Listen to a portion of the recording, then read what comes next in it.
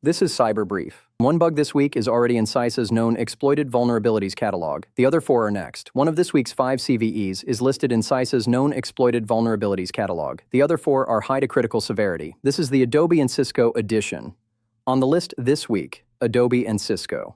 Week of May 25-31, 2026, starting at number 5. Number 5. A handshaking flaw in Cisco's SD-WAN stack lets remote attackers bypass peering authentication and reach management functions. Cisco Catalyst SD-WAN Manager and Controller, formerly vManage, and vSmart, share a broken peering authentication process. Send crafted requests to either system. You walk straight past the login check. The flaw sits in how these products authenticate control connections between peers. Skip that gate, you own SD-WAN configuration and policy functions. This is in CISA's known exploited vulnerabilities catalog. It's already being exploited. These products sit at the heart of enterprise-wide area networks, managing distributed branch connectivity for large organizations.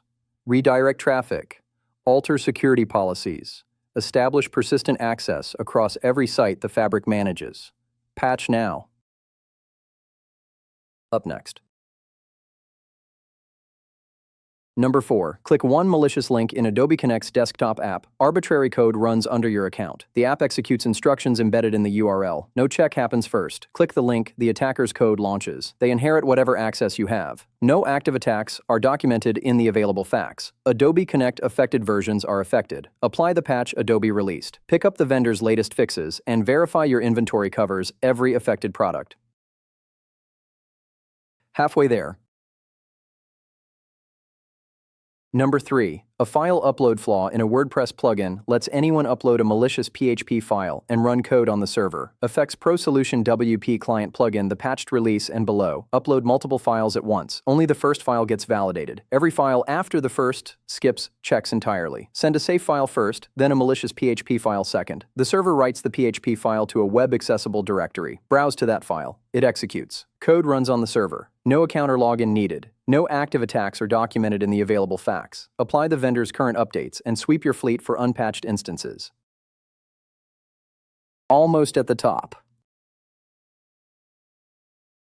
Number 2. One HTTP request to Gotenberg's PDF API. Runs operating system commands with no login required. Affects Gotenberg versions before 8.15.2. Send JSON to the metadata endpoint. A new line in a JSON key injects EXIFTool flags. Perl code executes. The server returns a normal PDF response. Source data shows no active exploitation. Upgrade to Gotenberg 8.15.2 or later. Move to the patched release and make sure affected systems landed on the fix. And the top spot this week.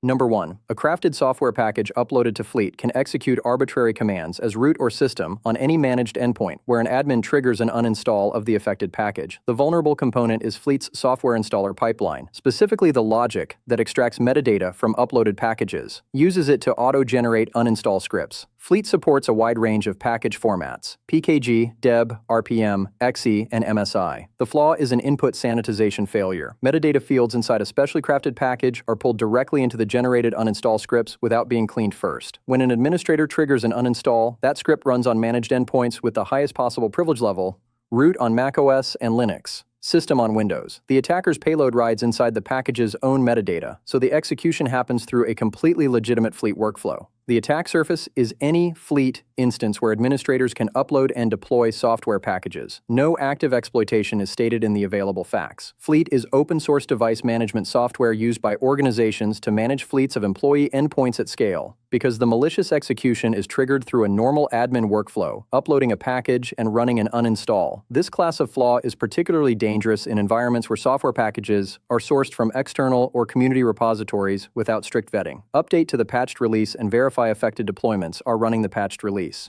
That's the top 5 for this week. Hit like if this saved you a search. Drop the CVE you'd add to next week's list. See you Thursday. Cyber threats don't wait. Neither should you. Subscribe.